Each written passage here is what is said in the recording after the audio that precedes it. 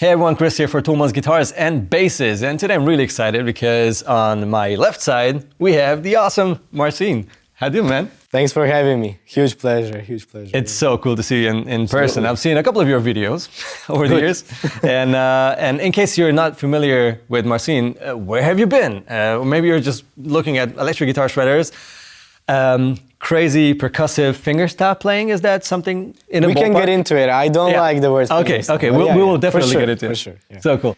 You started really early. I know that. And I was know born that you October 6th, the year 2000, in the hospital. Near my hometown. Prosta Street in Kielce. And you were like, what, 5 or what? You started guitar? No. Actually, I didn't start that early at all. So eventually when I was 10. 10? I was okay. 10, yeah. My dad, he put me in a guitar class, and that's how it started, yeah. Wow, and you started with flamenco, is that right? No, it's pure classical. Classical? Classical, Oh, okay. yeah, that was the first. That's already something I wanted to clarify because I've heard stuff, like I definitely hear flamenco style. Absolutely. Even though I'm not an expert in that field, but it definitely sounds flamenco-ish. But also you do all the Beethoven, Bach, and all those covers and your versions of those. And it's like, okay, what is it then now? Because those are very different, right? Yeah, so that's, to me, classical is the absolute like basis. And like you said, like pretty quickly when I was, I think, 12 or 13, I met this Spanish guitarist, flamenco guitarist called Carlos Piñana, and I met him in some workshops in Poland. And he was super kind. He really enjoyed what I was doing, which was quite surprising because being 12, you can be great on guitar, but you're not gonna be like super great. You're 12, right? Especially if you've been playing for not so long. But he really appreciated something in me, which I still don't really know what that was, and wanted to teach me through Skype. Wow. So, because he was in Murcia, near Valencia, in Spain, and I was obviously in Poland. And that was a great honor because he's, first of all, he's a college professor. So he doesn't teach kids, flamenco. And second of all, he's a touring musician, right? So it's hard to schedule. Yeah, and he just doesn't do these things. Yeah. It's not like he's a teacher who takes on pupils. So that was like really kind of him. Carlos Piñana, like I owe a lot to him for sure. And only then did I slowly drift towards acoustic. Which is exactly the thing, the next step. Yeah. Obviously, you are playing a steel string, and this is your pretty brand new signature steel string. signature guitar. Well, I want to talk about the guitar for sure, but before we get into it, why did you swap for a steel string? I never swapped. Never swapped. Swapping is changing something for something else. Okay. It's only an addition. Right? You still play? Oh, of course. And if you follow me around, maybe you don't follow me, I don't know. But maybe I missed those videos. No, I'm kidding. I do play flamenco, classical, I even play electric regularly, nowadays. But the reason why acoustic became the main source of inspiration for me and the main source of just, expressing myself on guitar is because there wasn't a foundation even built yet, for this sort of style. Of course, you can mention a ton of people, especially Michael Hedges from the 90s, who did play in this way. But frankly speaking, I never was inspired by those guys. And, the extent of the influence there for me is only the internet videos that I saw of that. And of course, it was great, and I wanted to do these things. But the previous influences, flamenco and classical that I had, were becoming a little bit too rigid for me, Not so much flamenco, but especially the classical world is built on this idea of perfection from history. So if you've got virtuosos like Francisco Tárrega or Segovia, these people of course they were amazing and I adore them, but they're treated like gods and these interpretations are treated like the way you should play. So I never wanted to do that, never, even when I was like 10 or something. So this is why when my dad, he gave me, obviously not this one, but he gave me an acoustic for Christmas. It's like a really cheap guitar. But good quality, but just, not high-end at all. And I just started like messing about, That's why, because like nobody was telling me what to do. Nobody was even suggesting anything. I didn't know anybody, basically, who was playing, in this style. So this is why it drew me, Yeah, you came up with your own way of, Well, it's very kind of you to say. I mean that's how you describe it, and that's definitely not what to happened. be arrogant or anything, that's not what I'm about. It's just that there's no rigid history to base yourself on when you're learning this stuff. Oh, that's so cool. I could talk like 5 hours about just that. Same, bro. But I also want to know more about this guitar. So this is your signature guitar. Came out what, October-ish? A few months ago. Yeah, it started rolling out around November actually. Yeah, and then I think in the US it just came about this January. But yeah, since the fall last year. Crazy. MCR10, right? MRC10. MRC, sorry. Yeah. MRC, obviously. Yeah. Marcin. So what are the specs? Why did you go for all those things that are on the guitar and in the guitar? Yeah, I mean, you know, the guitar is pretty much the same as my style. It's a sum of all of the influences over the years, which I had. And we created a very, like, swift, you know, nimble instrument, perfect for playing very technically and also very fast, but with a widened body, which adds, like, incredible depth and warmth, which really you don't get in many acoustics, many steel strings. So, you know, the thing that I think you see immediately when you see the guitar is a scratch pad right here with a unique shape, right? So I believe this is the first mass-produced guitar with a scratch pad, like, you know, like that you can globally get. Exactly. Because the only way that people get these things is either by request, you know, from like a custom shop or something, or they like do it themselves, like just cut some wood or something. Go to luthier and then just like figure it out, you know. Yeah. But I really wanted to make an instrument which you can buy, and it's like this is it, you know. Yeah. This is the you don't instrument need to mod it. It's already exactly. It's already modded. So the scratch pad, very, you know, very vibrant sound. Actually, very loud, very bright. It's just some spruce wood in a very, you know, unique shape, which I really wanted because the whole guitar is based on this like flame dynamic, as you can tell with the, you know, Rosetta here and then the inlays as well, and everything. Yeah. But about the specs, you know, the most important part to me is obviously the scratch pad, but also the action of the strings, the string height. You know, I was talking to Tim last like November, around where it was coming out, and I was showing him the guitar. That was around the same time where TOD was coming out, and I was showing it to him, and he was like, okay, you know, it's an acoustic, you know, whatever. And then I showed him the action, and he was like, okay, whoa, like, this is like the shit, like it's actually something, you know, because I wanted to get it as slow as possible, you know, because when I play, like if I do,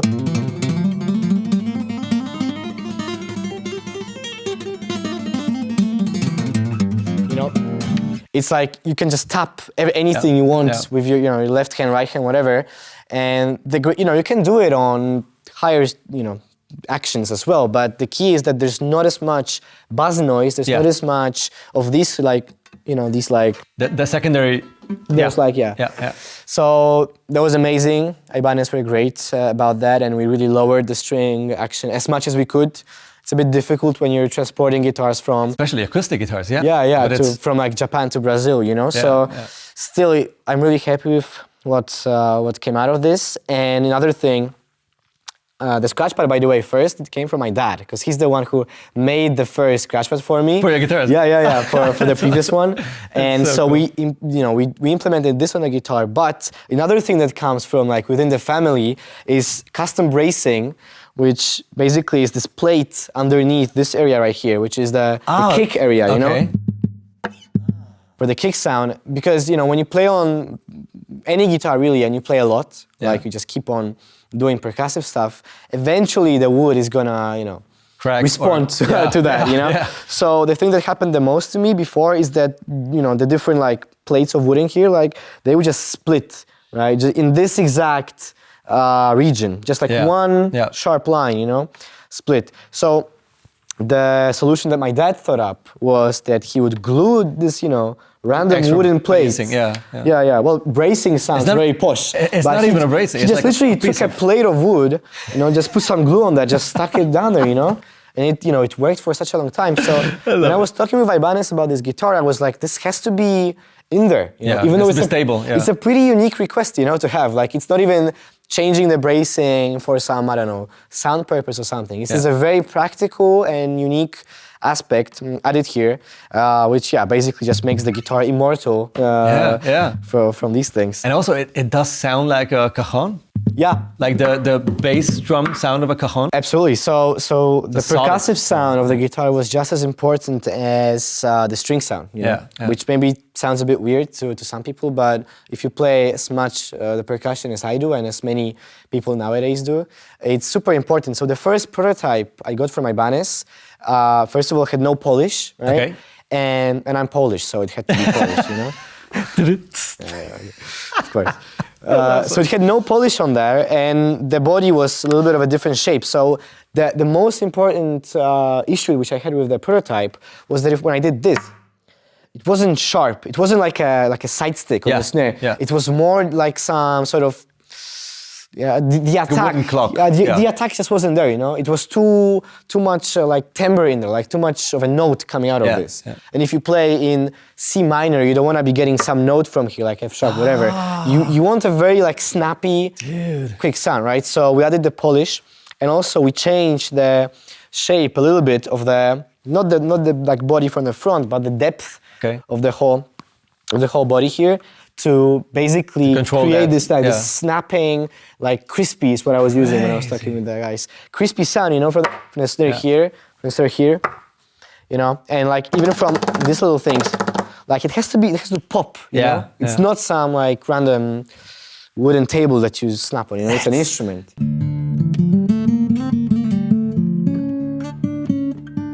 Hear that, just listen to this note, you know? Like you ask people which instrument this comes from, you know. If I wasn't watching, it's like, could be both. It could be either. It could be either, you know. Probably nylon. I'm not saying that it sounds exactly like a nylon, because, you know, the strings are in nylon. But the thing is that it has that mid-range and warmth. Yeah, and on the nylon, you're not gonna do like this, you know, unless you're mad. You're not gonna go that far because you're gonna just break everything. So this is like an extremely versatile guitar, which I really don't think that in acoustic guitars it's common for a guitar to be versatile. You know? Like with electric, you could play jazz on like a shredding guitar, vice versa. But if you're making like a jumbo guitar with like a super warm sound, that's that, right? You're not gonna overcome the physics of the wood, right? Exactly. But in this case, we just found the balance, you know. We're not trying to fight anything. We're just, you know, picking the right places to modify a little bit. Shape it, And that's where, you know, this happens. Really cool. And that pickup is a clever one too, right? It is. This is probably what you use mainly when you're on stage, I guess. And that's again something that needs to be modified on many acoustic guitars if you want to do the rhythm. Well, first of all, it has to be bought, like number one. So this is like a really good pickup, high quality, and you know, with the MRC10, it's already built in. Right? So this is the one that you actually play. This is a stock one, like never touched. Factory setting. You want to see how that comes. Like which is easy to forget about that, you know. Like you see a guitar, there's a pickup, whatever, it's there. But this pickup is like these are expensive. Specifically selected, you know, pickup. Again, not only for percussive playing, even though it's amazing for that, but just the most organic sounding pickup out there, in my opinion. It's a microphone plus magnetic, right? Exactly. Yeah. And you have like one output, which is I guess then stereo. Isn't it? You can do that. Exactly. Okay. Exactly. Wow. You don't have to, but you can. Yeah, I mean, it's the perfect blend, really, because with the microphone you have that actual microphone note sound, plus with the magnetic you have that mid-range that's so essential on stage. Since I was like so young, to me it kind of pissed me off almost that I saw guitarists, like amazing guitarists, and they were playing DI plugged in with some just, you know, whatever pickup. Usually they would also like even cover the sound hole and just the guitar doesn't. Why the hell would you have a wooden instrument, acoustic instrument with like, you know, hundreds and hundreds of years of history, and then plug a cable in and just call it a day? So obviously if I'm playing on tour with One Republic in the Milan Forum, I'm not gonna stand in front of like some microphones, you know, because I wanna the feedback and you wanna move. I wanna move around. I wanna, you know, work with the audience. So this pickup is perfect for this because you have this microphone here, which really doesn't look like anything amazing, but it's specifically made by Fishman in a way where it picks up everything, you know. Even if I do this, you know, that's picked up by this microphone. I swear to God, So it's really fantastic, and then of course you want to have the strings, the warmth, the sort of normal sound, right? So it's there to help you, and if you, you know, do it in stereo, mix it up however you want. It's like you're It's good to go. a big Yeah. sound. Yeah. Nice. Yeah, that's actually something that I realized when I watch your videos. Wherever you use the pickup, like a live performance, it did not sound like most, let me put this out in a straight way, harsh piezo amplified guitar sounds that you usually hear. And I was Man, like, I can, you know, okay, you know, that sounds great. I'm not opposed to singing it like it is. Like, I do not like pickups. You know, like if I could live my life without pickups, I would. Right? I'm sorry, Fishman, they're good guys, but it's the truth. But it's not possible. Yeah, you need amplification, right? So this is, you know, the best way by far that you can do it. So it's already built in here. So. I'm glad that you went for something that you actually stand by and you like, this is what I use, this needs to be in my guitar for everyone. It's not like... You know, just to say also, because I was in Japan last year working with Ichika, and out of nowhere, Marty Friedman of Pulse of Megadeth, right? He just popped out of nowhere. And we were going to dinner with him for shabu shabu. And on our way from the studio to dinner, he's asking me, okay, congrats on the signature and everything, but how is your guitar different from the factory one? Okay. It's not even like a question of if, it's like he's asking me how. What is the difference actually? Well, it's not. Yeah, that's the key. This is the first production model, right? Exactly. What you got. Yeah. You know, the only difference that might be the case again is the string height, but that's like climate reasons, you know. Yeah. And fixing string height is like the easiest thing ever. So yeah, there's not. I don't do anything to my guitar that's different than the one that you can buy. I mean, I played both, and they are the same guitars except for the strings. The string height. Yeah, exactly. By the way, strings. That's again something that is probably crucial to able to have that stamina, for, you know, all the fast stuff and everything.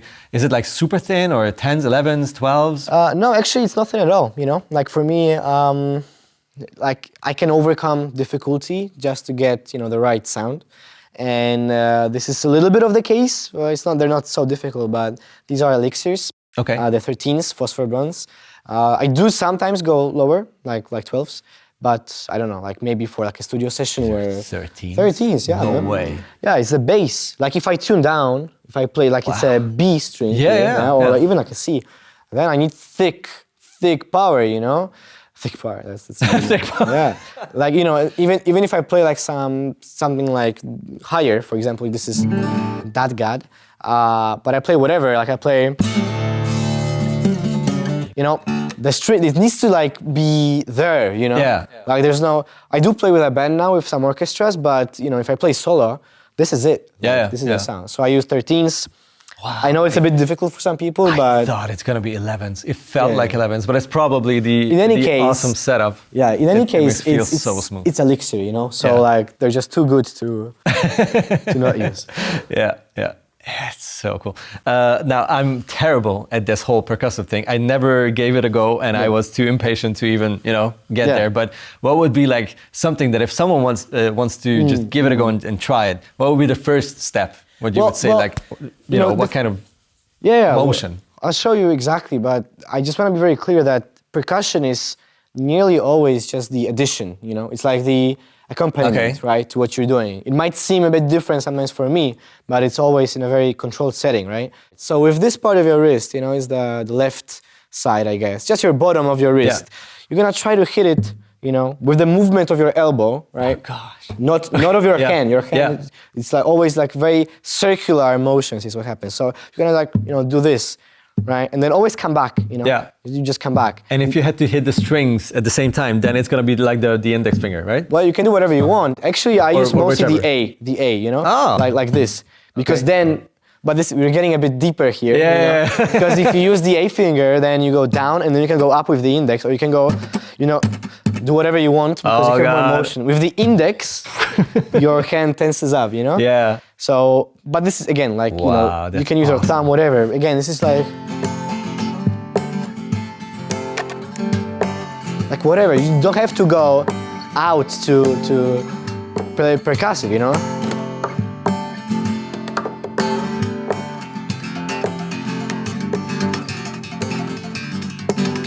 Yeah, you know? Yeah, so it's not about like going mental on the guitar. Yeah, you know? yeah. I mean, it kind of Everybody's makes sense. different. It's just very unnatural if you are used to not touching the body. Yeah, which is I can assume. something I do. But Yeah, it makes all the sense to, but you see, to what keep it simple first. If we made this segment, you know, percussive lesson, part 1, just tiny thing, because you know, same as in any style, you know, getting bad habits early on, it's not gonna be good for the future. Happen, yeah. So what you're doing now is when you're doing the kick, you are moving the elbow correctly, but you're also moving your wrist like this. Yeah, that's true. Yeah, it's not good. Okay. Like, because it even feels bad for like your tendons here, right? Ah, so that's not right. this. It's all just coming out of the elbow, you know. Okay. So elbow plus the finger you're using to strum. Well, obviously your hand moves like this because I mean you need to do stuff, but the kick isn't like this, you know. Ah, okay. Well. And then the snare, there's so many ways to play a snare, you know, but one of the easiest ones is if you take an L shape, put it to your forehead and laugh at the people who don't play percussive, and then use the L shape. Then use the L shape to do this, you know. Okay. So it's kind of cool because you can also use, I mean, you're not gonna do that, right? But these L fingers here are gonna do the work. So the thumb is the one making the sound, and the index is... It's the snare, like the little snares. Yeah, as well, but also you can play the strings like that, you know? Definitely. So like... Right? But it's very easy, I mean, anybody can do this. That's so cool. That was absolutely an eye-opener. Yeah, my pleasure, man. I hope you guys appreciate that too. Go for it and try it, and don't destroy acoustic guitars. It's a professional advice. Yeah. So cool, man. I think you are working on an album because we had a little chat, and I was like almost asking. I was like, I should wait with this question until we are rolling the camera. So, what are you working on? I'm working on an album, which basically my debut album. And yeah, it's very likely that it can come this year, 2023. Wow. If not, then definitely early next year. And it's pretty already like far advanced. The thing is that I'm getting a lot of guests for the record, a lot of features. Great. And you know, in the guitar world, it really wasn't an issue. And there's some fantastic people who agreed to be there. Can you drop some names, or is it too early? No. I'm not gonna drop anything before the right time, but you know, people can figure it out. It's really not that big of a world at this point. That's awesome. And you were on tour with One Republic, right? Yeah, man. Last year, insane. That's a thing. Insane. Last year was the biggest thing ever because you know the pandemic kind of eased out, and over the COVID period, I was posting just so much online and getting huge traction on these social media apps. A lot of these things blew up, and it actually drew attention of quite major people. A lot of them I can't even mention because we're doing cool stuff, but one of them was Ryan Tedder from One Republic, the leader of the band, and last year he invited me to tour with them around Europe in the just arena tour as a support. So it's like really mental because I haven't played like a proper, you know, concert since probably 2020 I played at NAMM, and then it was COVID. That was it. Yeah. And it wasn't even like a proper gig at NAMM, it's just like NAMM, you know. So time passed, and the first, first gig actually the first gig I bam. had was Royal Albert Hall. So another like mental opportunity in March. Then COVID came back a bit, you know, and then after the whole thing, I went on tour with them, and I was the support. So I had no band, you know, there wasn't budget for me to bring a band or any string section, whatever. So I was all alone, like in front of just like 10,000 people every night, and it was a blast, you know. Like I love doing stuff which is out of my comfort zone, like being alone on the stage, and there's so many people. A lot of them don't know you. I was quite lucky because we played in Italy and Germany as well, but mostly Italy. And in Italy, I won one talent show, and I did some other stuff. So they did recognize me a bit. But still, it's like, you know, One Republic crowd, not my crowd. And so it was so scary, you know, so like anxiety-inducing. But that's a real challenge, right? That's a fun challenge. It was amazing, and it was win the audience. Yeah, and it was like a standing audience as well, which, you know, happens sometimes to me, but usually it's a seated audience. So it was just like mad, you know. I just came in. First thing I played is actually an unreleased cut of the record. And then I go into Kashmir. Okay, this makes sense. I mean, everybody loves that, you know, like it's iconic. They can get into it. I was pretty confident, right? But then the next track I play is, you know, it's like Bach. So like it's a One Republic crowd, I'm gonna play Yeah. Bach, right?